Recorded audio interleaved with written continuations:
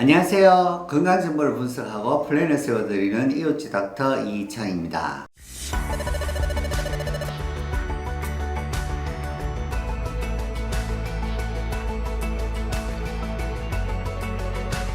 하이네.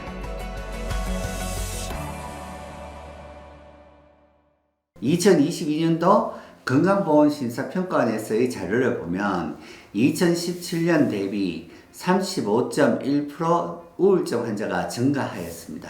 특히 2017년도에는 40대 이상이 많았었는데요. 2019년도부터 점차 20대에서 우울증 환자들이 급증하는 결과가 나왔습니다. 여러가지 사회적 문제와 코로나 등의 원인으로 인한 것이 아닌가 생각합니다. 그럼 우울증의 문제는 무엇일까요? 먼저 우울증을 너무 가볍게 생각하는 것이 아닌가 생각합니다. 우울증같이 정신적으로 병이 있다고 생각하면 내가 정신이 나약한 사람이고 이상한 사람으로 볼까 걱정되고 낙인 찍힌다고 생각하는 점이 아직도 그런 것 같아요.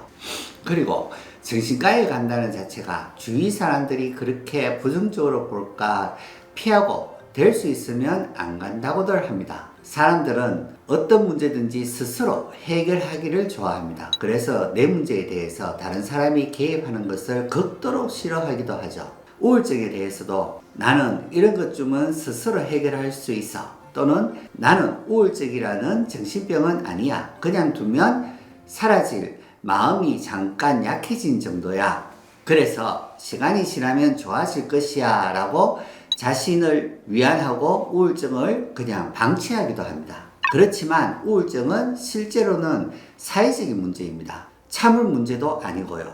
우울증은 마음의 감기라고도 하시는데 절대 아닙니다. 우울증은 마음이 약하고 의지가 약해서 생기는 단순한 감기 정도가 아닙니다. 뇌의 불균형으로 인한 폐렴과 같은 뇌의 병입니다.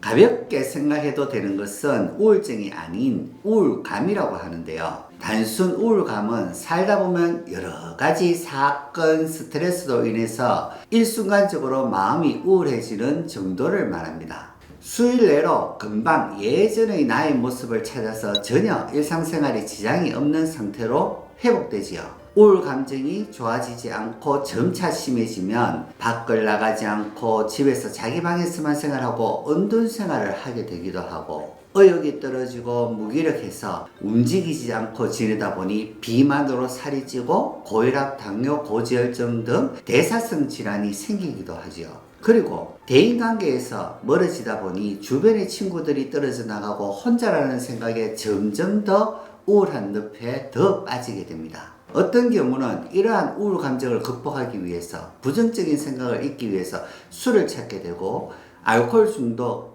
즉 알코올 의존에 빠져들기도 하죠. 그래서 점차 법적으로 사회적 문제가 발생할 가능성이 높은 위험한 상태로 되어가는 겁니다.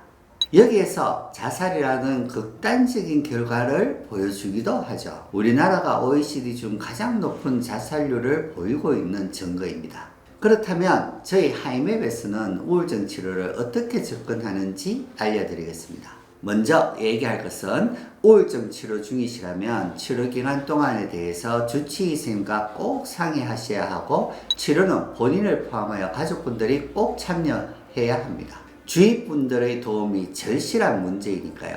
저희는 우울증과 같은 정신질환을 심리적 문제도 중요하게 생각하지만 몸과 뇌를 생각하면 장, 뇌, 축에서의 불균형이 뇌의 문제를 일으키고 이로 인하여 뇌에 우울증이 생긴다고 보고 있습니다. 뇌의 직접적인 문제에 대해서는 힘든 상황이나 스트레스에 대한 정신과적인 면담을 해나가며 기능의학 검사를 통해 장을 포함한 신체 호르몬과 자율신경계, 신체적 기능의 문제점이 무엇인가를 찾아내서 뇌의 건강을 찾아가는데 치료해야 되는 부분을 찾아서 치료 계획을 잡습니다.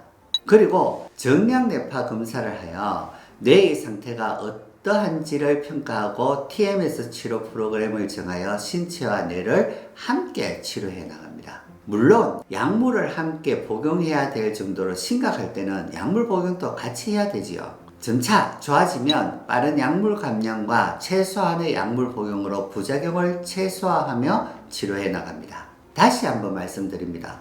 혼자 살아가는 사회가 아닌 많은 사람들과 관계, 정서적인 상황까지 큰 영향을 미치는 것이 우울증입니다. 그렇기 때문에 우울증을 빨리 치료해야 하며 그 우울증 치료에는 여러 가지 다양한 방법들이 있습니다. 정신과 약물 복용과 그 부작용에 대해서 걱정이 되신다면 RTMS 치료가 효과적입니다. TMS 치료는 정약 뇌파를 근거로 하여야 하며 기능의학 검사를 바탕으로 신체적 치료와 함께 TMS 치료를 하시면 많은 도움이 되리라 생각합니다. 오늘 이 영상이 도움이 되셨다면 영상 아래쪽에 좋아요, 구독하기, 알림 설정까지 부탁드리겠습니다. 함께 해주신 이웃집 닥터 패밀리 여러분께 감사드리며 이웃집 닥터 이창이었습니다. 감사합니다.